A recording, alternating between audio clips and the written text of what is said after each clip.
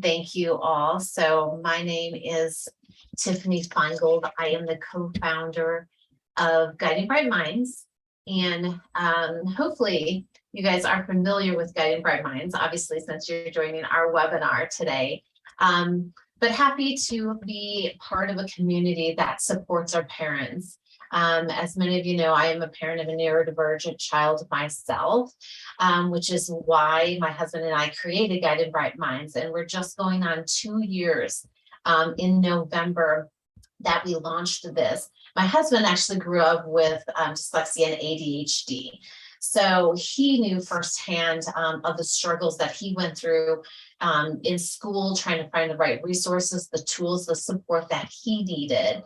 And that was a huge, I guess, struggle for him throughout his life of finding that right support, people understanding the way his brain works and how that operates. And so through that, and then when we had, our son and what we were finding out and the struggles, and, he was getting kicked out of daycare and in the principal's office every day, at half-day kindergarten. And so we felt that there wasn't really a resource, kind of a single place where parents can go, to get connected with professionals that are vetted, professionals that are dedicated to helping our neurodivergent children. Also education, what is an IEP? What is the 504? What does it mean to interview different professionals and providers? Because anyone who has a diagnosis knows that there's a long list of services. Where do you begin? How do you get an assessment? What's the difference between an educational assessment and medical assessment? So there's a lot of areas of the unknown that we go down in our journey that are hard, that are, frustrating for us and exhausting.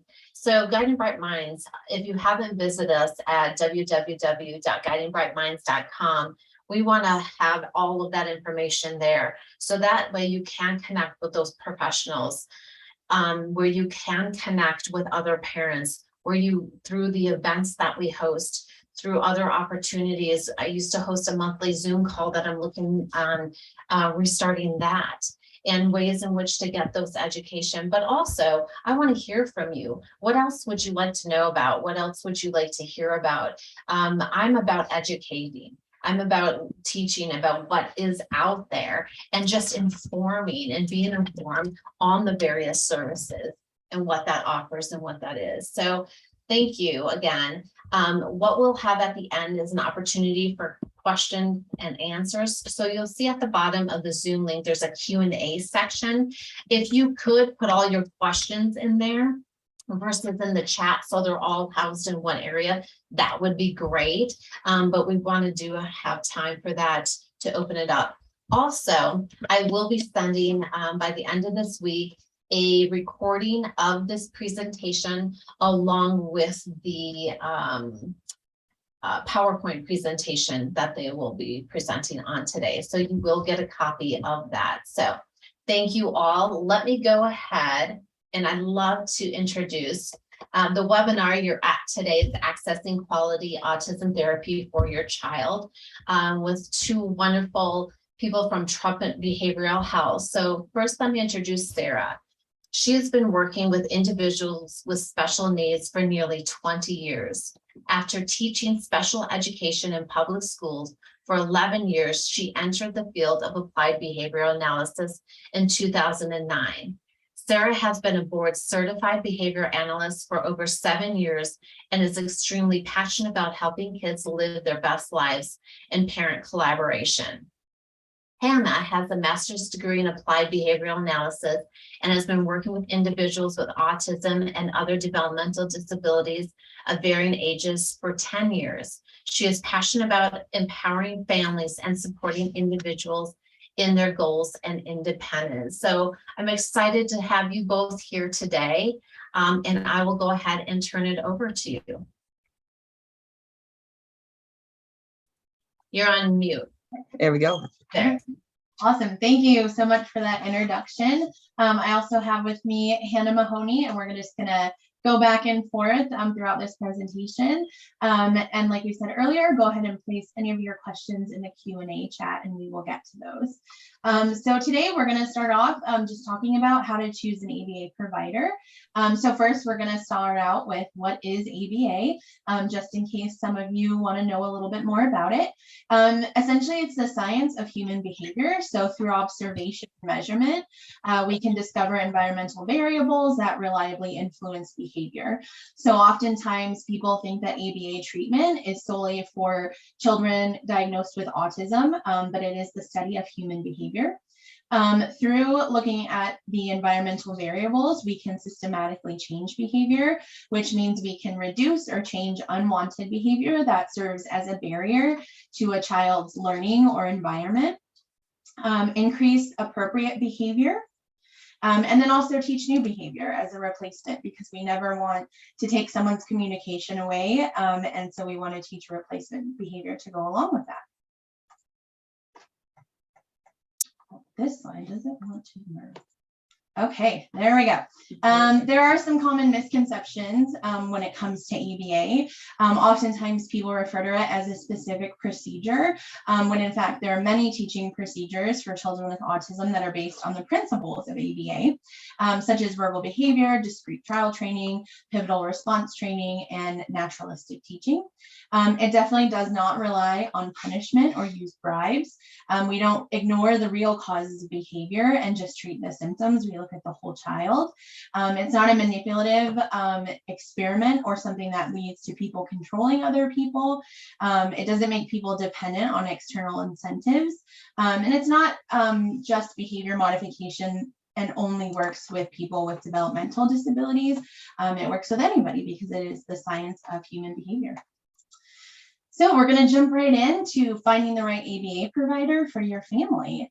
And so we want to start off with some key questions that you should ask yourself, whether your child has just been diagnosed with autism or if you're simply looking for a new ABA provider. It's really important to carefully consider your options and to find what's the best partner for you and your family's needs. There are a lot of options out there. So globally, as we think of ABA and providing therapy to children, there are a lot of areas to consider when looking at a provider. That includes the location of services, which can mean regionally where you live. Also, if it's going to be clinic-based or home-based services or a mix of both. We want to look at the center design and safety. So is the center set up for kids and to best meet their needs safely? What age groups are served at those ABA providers? Sometimes it varies, and so it's important to ask those questions.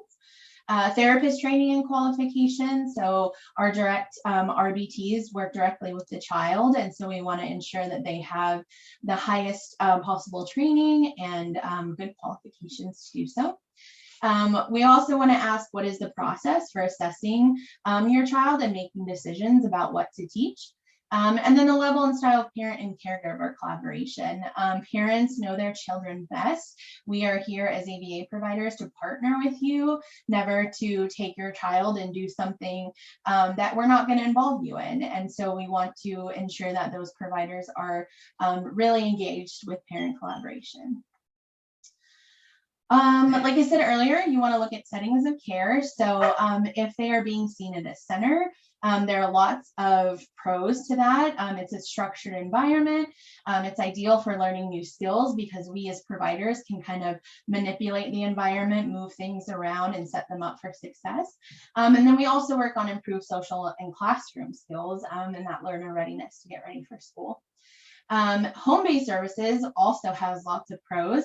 You can teach skills used at home, such as bedtime routines, toilet training, feeding, and really involved caregiver training. You can also involve siblings, parents, other family members in therapy, including their friends. And then build skills with friends and family as well. So both options bring very positive outcomes, and a lot of providers like Trumpet, we provide both, so you can choose both center and home-based or one or the other based on what works best for your kids. Okay, center design and safety. Again, we want to make sure that the provider has high quality furniture, and the number one reason for that is safety. As you all know, if you have children, they can be hard on things. They love to climb and utilize those materials, and so we just want to ensure that the furniture is not only high quality, but it should be child size, right? You don't want a little 2-year-old sitting in an adult chair and their legs falling asleep. So we also want to ensure that we're getting those child size tables, chairs with rounded corners to keep people safe. And it should be clean and free of broken parts or broken items. Also with center design and safety, we look at the flooring. Again, was this clinic or center designed to support kids and their needs? It's important to have safe and durable flooring, should be easily kept clean and free of any hazards, and it should be open and easy to transition between environments. We certainly want kids to explore their environment, be comfortable in their environment, and the center should be built to support their needs. Additionally, autism-friendly gym and activity area. Oftentimes kids that are younger are receiving ABA services throughout the day, and it could be several hours. So we want a place for them to move, to play, to interact. An environment that allows for gross motor development and exploration and to get those wiggles out. And then secure and safe structures, right? For kids to play and explore and be safe, but also just enriching their environment and the time that they're with us. Additionally, with center design and safety, we want to look at safety fixtures, right? So this is stuff that you can look at when you go to tour your ABA provider that you're looking at. So do you have little things like corner guards on wall edges? So if someone brushes past it or bumps into it, it's safe and rounded. Do they have locks on all of the cabinets or safety locks for children to ensure they're not getting into things they shouldn't? And electric locks are also a few, or one of the examples that goes along with that. Do we have electric locks that keep people safe? An efficient and safe drop-off and pickup process is super important. We all know kids like to run and be goofy and be silly, and we want to make sure while they're transitioning from a parking lot that they're safe getting into the building. Is the building secure for non-staff members and caregivers entering? So do caregivers have access that is safe? And then ensuring that nobody that's not supposed to be in the clinic can gain access. At GBH, we have a client responsibility bracelet system, and this is to ensure that there's always someone directly responsible for your child at all times. So when they come in, these little badges that you see on the screen, the kid gets a little clip that they get to put that on their shirt, and it has their name and contact information. And then the therapist also wears a bracelet identifying which client they're with. And this might seem a little bit extreme to some, but if you think about it, if you have several adults working with kids and everybody's running around and having a good time, we want to ensure that at all times we know exactly who is responsible to be with that kid and keep that kid safe. So for example, if I was working with a child and I needed to run to the restroom, I would then give my bracelet to Hannah, and Hannah would be in charge of that kid, and we always know where that kid is. And then observation areas. So parent involvement is a super important part of your child succeeding in an ABA setting. It should be welcoming. You should have access to it and be able to observe your child during therapy at any time. And then there should also be privacy areas. So there should be a place where you can meet, and it can be confidential with their BCBA or their teams. An important place to keep the child information private. And then just a place where you can meet and feel comfortable and be able to talk about those things. Okay, I'm going to turn it over to Hannah. Awesome. Well, we've reviewed a lot of things on safety. We know that's a first and foremost thing when evaluating an ABA provider, whether it be in a center or in a home, what safety features they have set up. Because if we have systems to safely serve a child, then we can start to dive into what the services look like, the clinical quality, and making sure that now that the child's safe, the program is set up to best serve that child. And one thing that you can evaluate when looking at services for your child or align aligning a family, if you're a provider with ABA services, is assessing what ages are served by that provider.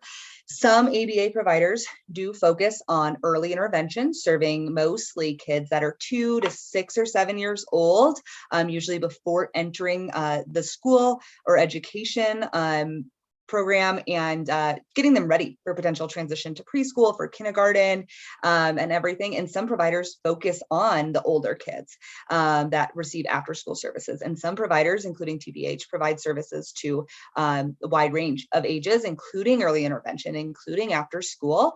But what the programs look like is going to vary based on that age. Well, each individual treatment plan should be individualized to the child.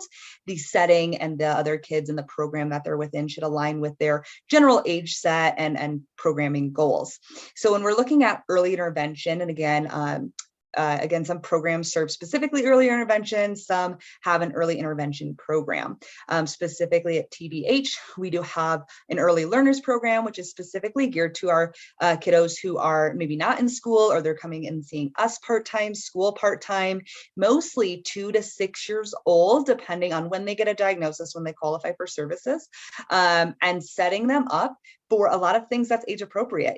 This program is going to be much more play-based. We have a 2 to 3-year-olds. We may not be working on sitting at a table all day. That's not super naturalistic for a 2-year-old, for a 3-year-old. And while we may look at starting to transition to a table to get a child ready for an educational placement for school, there should be a lot of play incorporated. The environment should support that. There should be other kids around to support that socialization, and really naturalistic teaching within their play.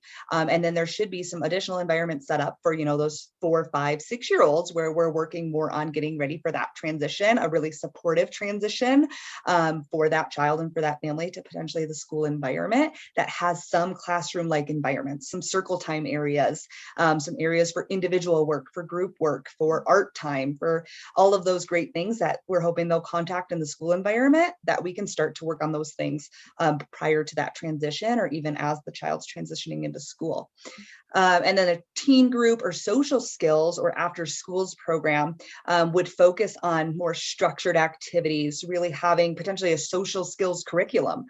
Some providers offer specifically built around social involvement, community outings, things that are really going to prepare some of our preteens and our teens for building social relationships at the center, but also outside of the center, community skills and daily living skills and independence skills, so that as they get older and potentially transition out of ABA, that we're setting them up for success, not just with maybe specific learning styles, but social skills and living skills and adaptive living skills and all of that. So really evaluating the ages that are served and that there is an environment to support that child's goals and the appropriate resources within that program to do that. Mm-hmm. A good point I was just thinking of as you were talking, Hannah, because some ABA providers do have separate or only see certain ages.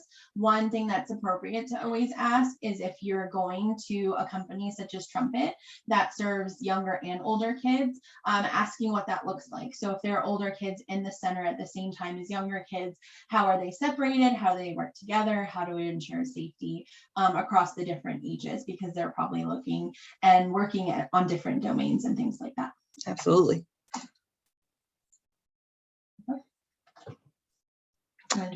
Yeah. And then also evaluating who's going to be serving the child and what is the specific training provided by that provider, whether it be initial training, but also ongoing training, and what qualifications they require for their providers. Within the ABA model, there's 2 main providers that would operate with and support a family and a child. There is a behavior technician or a registered behavior technician who typically has 40 hours of video training. They get overseen by a BCBA or a board certified behavior analyst. Again, our RBTs have that 40 hours of training, required to have a high school degree, and then complete an in-person competency with a BCBA and pass a board exam, and then be supervised on an ongoing basis. This RBT, or registered behavior technician, again, once completing all of that, they do the direct care in most cases with the clients. So they read over a treatment plan that's developed by a BCBA and they implement it. They're the ones that typically will pick up and drop off from the parents during the day, that will implement and teach the skills. A behavior analyst, or a board certified behavior analyst, BCBA, is a master's level clinician who has done a bunch of service hours and passed a board exam themselves, having their master's degree, to be able to serve a variety of families. And they develop the actual intervention plans and develop based on the ABA principles, based on the science. How are we going to specifically bridge the goals we have for this child with the techniques we're going to utilize? And how are I going to train as a BCBA all of my RBTs to implement this treatment plan consistently? And then another huge area of the BCBA is that collaboration with families. So BCBAs meet with families on an ongoing basis, at intake, at least monthly, ongoing, to make sure that parents' questions are answered, they're supported, and that we're in alignment, and it's a partnership. Like Sarah mentioned earlier on in the presentation, the BCBA is really that go-to to ensure that there is partnership and collaboration between the parents and the providers. And then they oversee, again, those RBTs implementing the plan with the child.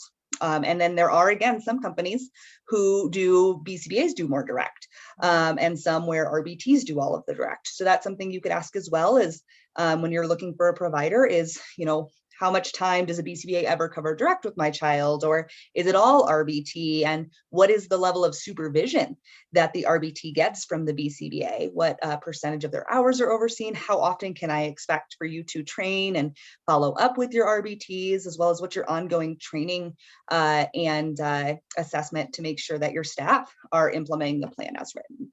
So good questions to ask. And then assessment and goal development is a huge part of that BCBA role.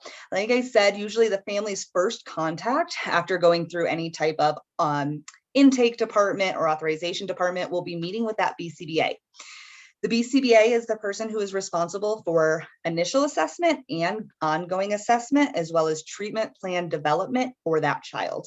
One of the common misconceptions that we spoke about earlier is that ABA is a specific set of, like, this is the plan, this is the outcome for every child. And that's, absolutely not the way we want to go. We want to make sure that assessments are meaningful, they're individualized. The BCBA should ask a lot of questions about the child's skill set and what are your goals, because your goals for your child may look different than another family's goals for their child. So the assessment typically includes parent and caregiver interview first and foremost. You guys as parents know your children best. If you're providers working with families, those families are with their kid all day long. They know them, they know their development. They give a lot of insight of what's their skill set, but also what's important to that child, what's important for that family. So we always start with parent and caregiver interview. We do additional observation of the actual child to get to see them and get to meet them and see their skills in action and see what their things they love, as well as to get them just used to us as providers. It's a good opportunity just to do a meet and greet and everything.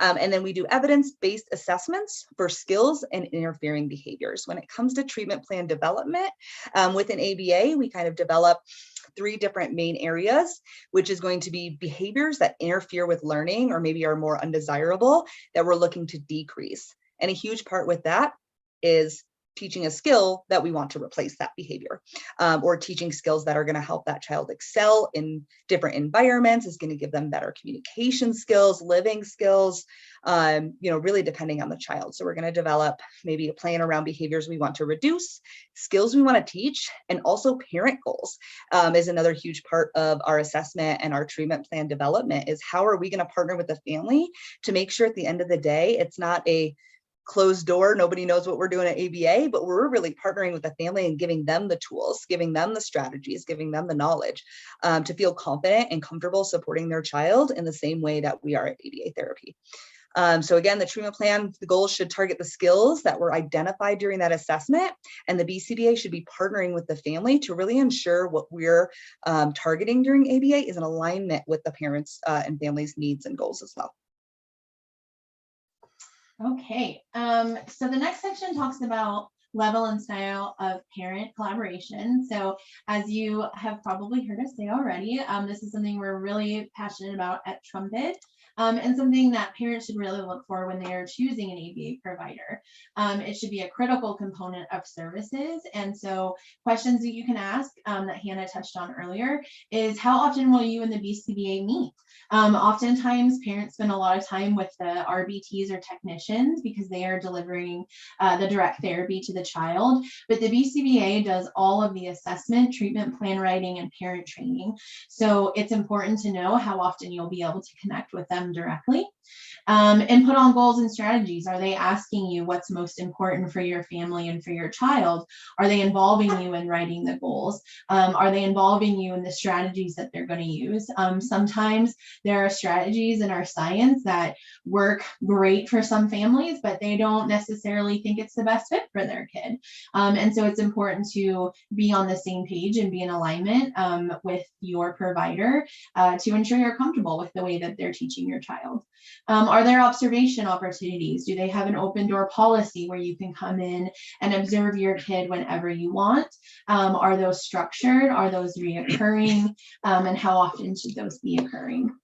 And then lastly, discussion, observation, implementation are all three. How is it going to look for you and your family to be involved? Oftentimes when kids come in to the clinic, if parents come early, they think it's time to go and they are ready to go. So we might set up different ways that you can join remotely or kind of sneak in so the kid doesn't see you.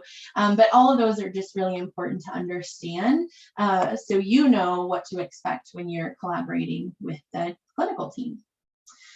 Also, what is super important is if you are dedicating all this time for your child, we want to ensure that there's ongoing evaluation of services. So how is the child progressing? What areas do we still need to work on? What are those target goals and when are they going to happen? So progress updates should include the following questions. Is my child making progress on their current goals? And if so, great. What's working? Can I get trained in that? Or if they're not, what is going to be changed to ensure that they continue to progress? How often am I getting progress updates? Is that once a month? Is that every 6 months when the reauthorization is due? Do I have access to their data?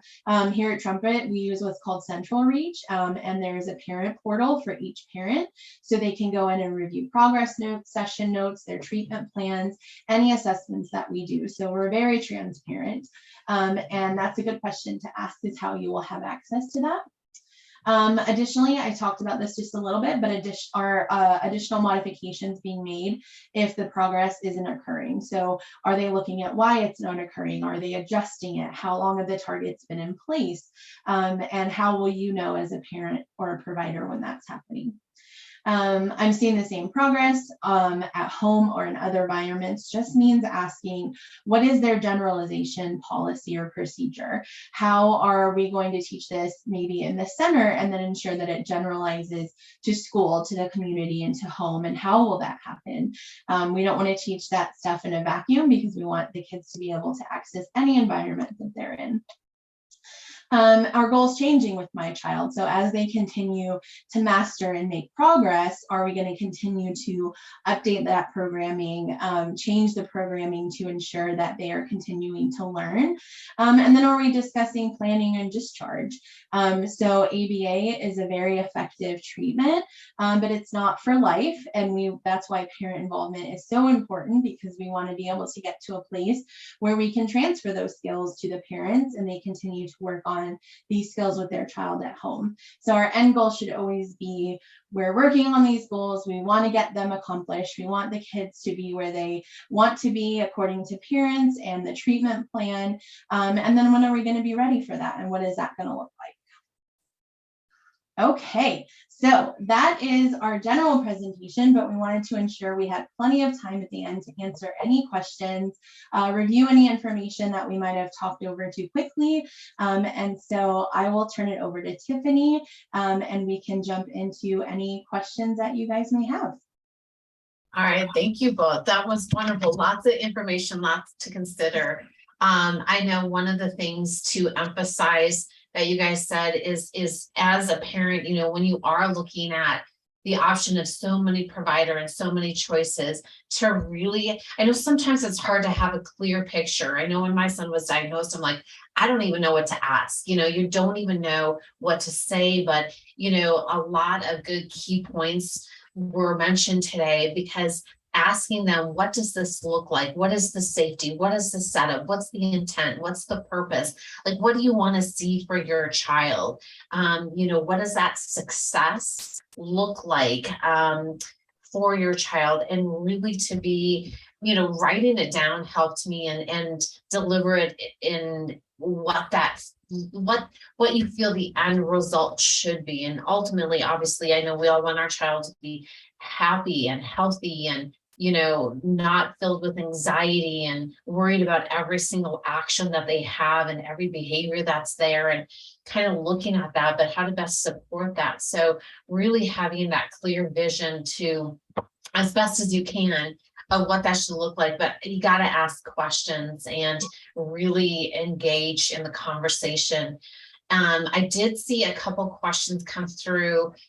Be sure, again, on the bottom of the Q&A, if you do have a question you want to address.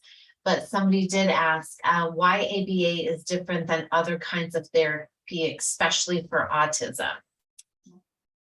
Yeah, that's a really great question, and one we get pretty often. There are a lot of different treatments out there that are available to families with kids with autism. What I would recommend is looking at the research behind all of those. Not to say that they aren't very enriching and very beneficial, such as music therapy. A lot of our kids love going to music therapy. But is it founded in research that's going to make an effective treatment for your child? And maybe it is, and maybe it isn't, and that's okay. It's what's best for your family. What sets ABA apart is we are rooted in over 40 years of research, and we only use, any technique that we use has been practiced and proven effective and is scientifically backed. And so we would never do anything or use any technique that wasn't founded in the science. We're also the only intervention that is approved by the Surgeon General, which sounds kind of weird for therapy, but is an effective treatment for autism. So oftentimes that is why ABA treatment is covered by insurance. And so there are a lot of questions you can ask your providers or providers that you're interviewing, such as what kind of structure do they put in place to ensure that everything they're doing is research-based. And that's what really sets us apart, is everything is founded in science. So we're not just taking our best guess or doing something that we think, oh, the kid will really like this. We want to ensure that it is founded in that research and proven to be effective. Great question. Yeah, and I love that. And again, I thank you for offering the opportunity for research and just discovering and, you know, uncovering what is best for your family. And I love the approach, you know, that Trumpet Behavioral Health said about, you know, the engagement, involvement with parents. I think that's so crucial that you're a part of that. And that's a big component of what was just mentioned, that they want to bring you along on that journey because you're a huge and significant part of that journey, and what that looks like, and the opportunity to be able to observe the services. I think you know, I wrote that down as one that I didn't even think of. You know, if there are questions or there are concerns, you should be able to sit in and watch a few times. What does that interaction look like? And I think obviously, you know, the impact of your child, you know, I talk to so many parents that this has nothing to do with ABA, but like their child's in school and their child comes home crying every day, and they're like, but we want to see if it improves. I'm like, oh, if your child's crying every day, and that impact, you know, a move should be made. So just gauge too of what your child is experiencing and how that's working for them as far as just their overall happiness. I saw another question come in. What is the difference what is the difference with a behavioral tech and a behavioral analyst? Yeah, great question. So behavioral tech is going to be an individual who implements the direct care with the child. Can be either a behavior technician or a registered behavior technician, depending on insurance, depending on provider. And that's a good question as well to ask a provider if you're looking at them is, are your behavior technicians registered? And what it means to be registered means that they are certified by the Behavior Analyst Certification Board, that they have the right qualifications, including 40 hours of training, oversight from a BCBA, that they have passed an exam to be able to provide and have ongoing training and support. And a background check, yes, is a part of that RBT qualification as well. And they provide the ongoing plan as outlined in a treatment plan developed by the behavior analyst. So the behavior analyst is that master's levels clinician, or there is BCBA Bs, which are doctorate level clinicians. And they meet with the families, develop the treatment goals. They conduct the assessments to develop and better understand that child's skill set and goals. And they write the progress updates. They analyze the data and determine are modifications needed. Are we making progress, and what strategies should we implement with this child? And then they meet with the families on an ongoing basis to make sure that collaboration and partnership is happening, generalization is occurring, and then they oversee the behavior technicians in implementation of that plan, are responsible for the training of the behavior technicians, the ongoing supervision, support, and assessment of their implementation of the plan. Great question. Wonderful. And I just was thinking of this as far as parents searching and looking for the right fit. Is there an opportunity to get references, or is that because it's confidential? Is there an opportunity to say, can we speak to a couple of parents and their experiences in working with you? You mean like a parent that's already receiving services from us? Yeah, so like if I'm a new parent to say, I want to talk to somebody who's experienced your services, is there an opportunity for that? Sure, yeah, we unfortunately can't share information across families just because of HIPAA. However, I have several families that have children with special needs and have been in the field receiving services for a long time. And sometimes we'll ask, if a parent is nervous about ABA or has questions, would you be willing to talk to them? And it doesn't have anything to do with Trumpet or our recommendations, but just connecting families. And so I had a parent here at Trumpet that always said, I want to support families. I have a Facebook page for our community. And we got written permission that we could share her number and her email with any family that asked for it. So we definitely want to cultivate those relationships. We just can't directly connect them if they were to say, hey, can you connect me to a parent, unless we had prior permission. But I always encourage families to get on social media. Unfortunately, sometimes it's a bummer that that's where it is, but a lot of families have websites or pages or Facebook groups where you can jump in and just say, like, I think here in Colorado Springs, there is what is that called? Like special needs families. And so people can jump on and say like, hey, who's your favorite ABA provider and why? And so I always direct parents there because that's a way for them to connect outside of our organization. Yeah, I love that. And speaking of connecting, one thing, I know it's been instrumental for me in my growth I love my friends that don't have children with neurodiversities, but the ones that do, it's made an impact. So that's the other thing, is make sure you are surrounding yourself with other parents that have children that are neurodivergent, that will change your interaction too, and just that growth. Tony, I did see your message about Wisconsin. Yes, I think you have my email address. If not, I have yours. I'll help you search in the Wisconsin area. There are going to be ABA companies all over the country. And identifying the quality and be able to search for ones that are in your area. And there's another question, because another good point is there's different types of therapies as far as in home versus in a center. And so let me just read to you what the next question is, because this is also something that you need to consider.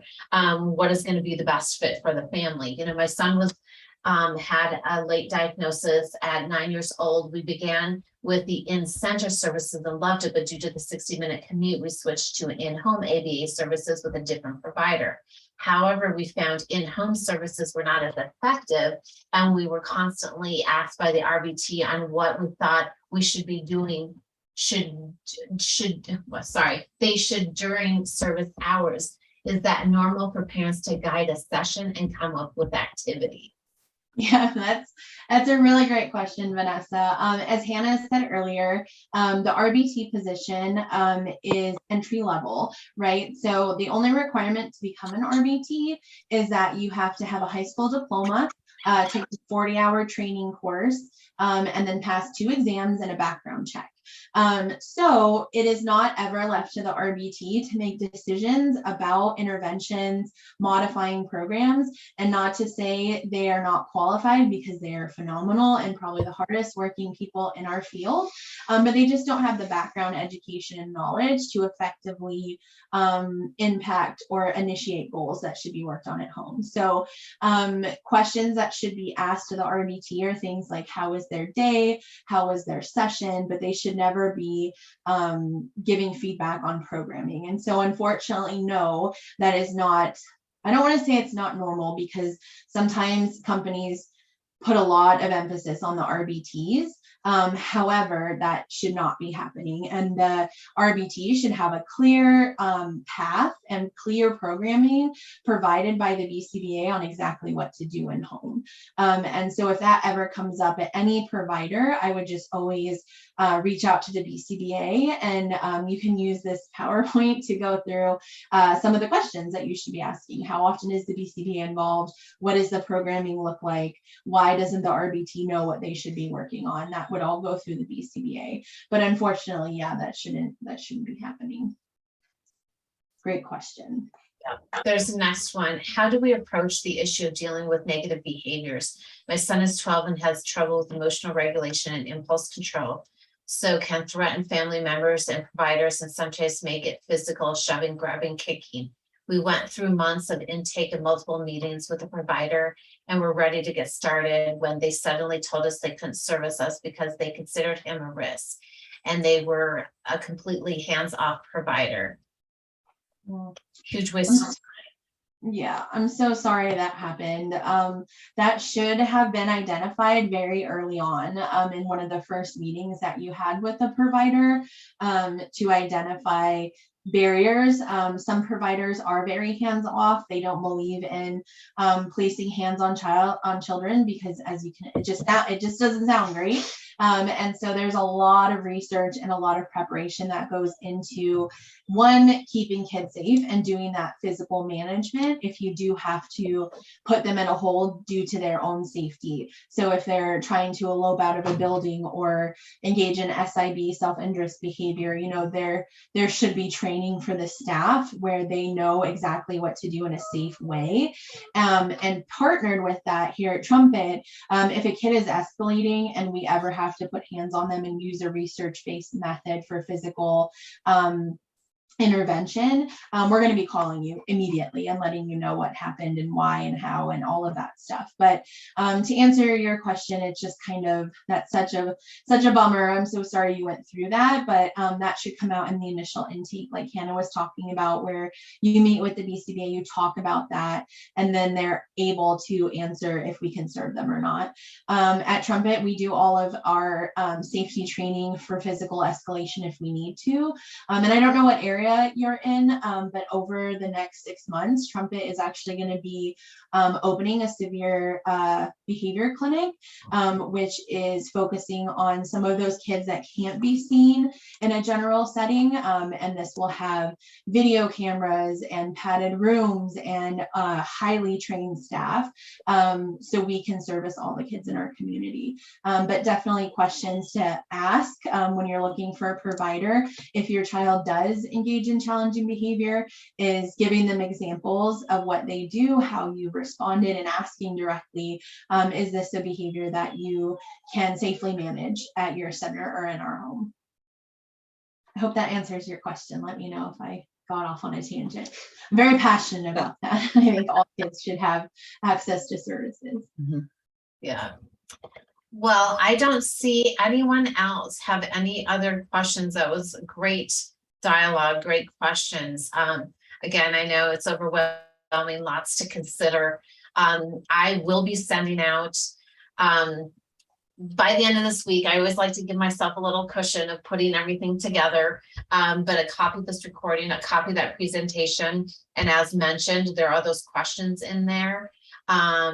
So we will be able to do that. And I wanted to share, and I put it in the chat too, but we have 2 upcoming webinars, one on November 8th, wind down and release the tension after a long day. So this is with Guided by Humanity, a local place here that does a lot of amazing work and therapy through yoga and meditation and breathing and stuff. So I do have that coming up, and it's an hour, if anything, of just being away from kids and family and isolate yourself and kind of get back to that peace. And then I have another one coming up on November 16th. That is IEPs, a broad overview. So definitely looking at what the process, working with the team, parts of the IEP, you know, what your rights are as a parent. The difference between an IEP and a 504, and I know we could probably have 100 hours of and more on IEPs and I04s or 504s. I know that's a huge, unfortunate struggle for so many people to go through. I have a quick question on what therapy you will provide people in a social setting. Yeah, that's a great question. And if I'm interpreting correctly, you're wondering like what areas do we target or what skills do we work on in the social setting? So let me know if that's not the correct direction to go in. But when we're working on social skills with a kid, again, we're going to go back to what is the individual social needs of that child. We have a variety of different evidence-based assessments that we utilize to assess what is that child's skill set in a social environment and what areas can we support with. For some kids, that's looking at cooperative play if they're younger and being able to share and take turns. For some older kids, it might be starting to look at how to start or maintain a conversation, remain on topic, how to change topic of conversation, how to interrupt appropriately if we are having a social conversation. For some kids, especially this, this point in time, we'll work on like, what does technological or social media social skills look like that maintains safety while also gives a child skills to navigate that platform safely and effectively. For some kids, it's looking at compromising skills. It's looking at how to build different types of relationships and what is appropriate for the timeline of a relationship or different interpersonal skills. Some of our older teens are who are navigating transition into adulthood or teens. We can work on relationship and dating and what's appropriate for a stranger versus a coworker versus a friend versus a significant other and a family member. So it really depends on the child, but it can range greatly from communication to cooperative learning, group projects to interruption skills, cooperation and relationships. So it can vary greatly, but really again goes back to those assessments to figure out what is the skills needed for that child and then walking alongside the family on how we're going to get there to get them those skills. Wonderful. And Jocelyn, I do see that you are in Colorado, so wonderful. I would give Trumpet a call, start that conversation. What does that kind of onboarding process look like for you guys? Yeah, we can definitely, Jocelyn, if you want to share your email with Tiffany, I'm happy to send you an email and get that started. But the first thing is just talking to our referral team. They'll talk to you about initial concerns, what area you're in, what kind of services you're looking for, and then also insurance benefits. As you guys can imagine, you want to ensure that that's covered by insurance, and just kind of follow up on the response Hannah was giving. If we do anything social or in the community, we have to ensure that we have prior approval from your insurance provider to make sure that those kinds of things are covered. But they will go through, gather all that information from you, and then schedule a time to either do a tour of the clinic if you want, meet the BCBA and the clinical team. And then if you decide that you want to move forward with services, then we'll get you started and set up with our referral team to schedule the assessment. And that would be coming into the clinic to do a parent portion where we interview and spend time with you, get to know you, which will be about 2 hours. And then we'll have you come back with your child for a 2-hour assessment in the clinic, just so we can get eyes on them, get to know them, and go from there. And we'll also do all of those questions about, challenging behavior, skills you want to work on, and things like that. What is the length of time for the wait list? It really depends across Colorado. It depends on where you are. So that's something the referral team can definitely answer specifically.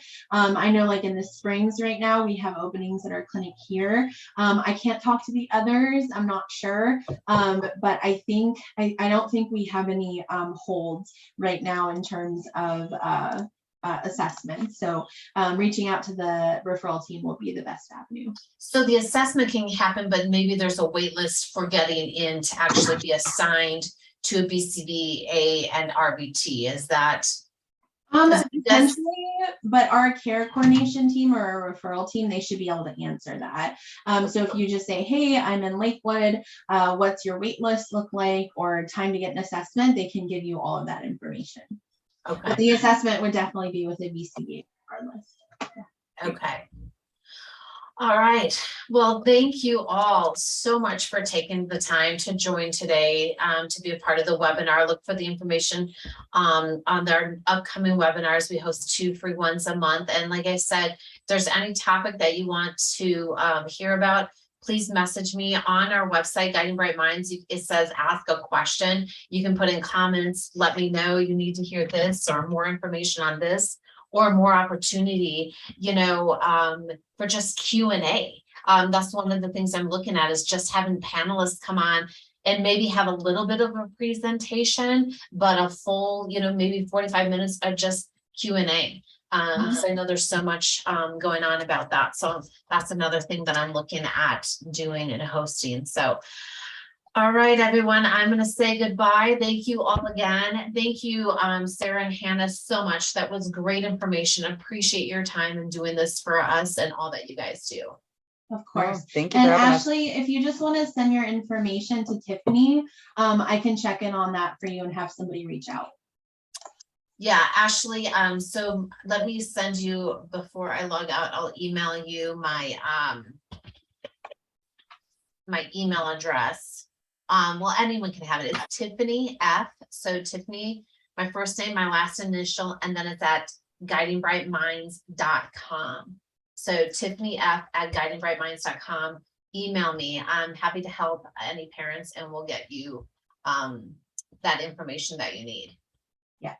All right. And you can also visit our website, but if you want to reach out to Tiffany, she can get us in touch with you as well. Okay. Awesome. Thank you. Thanks, everyone. All right. Bye. Thank you.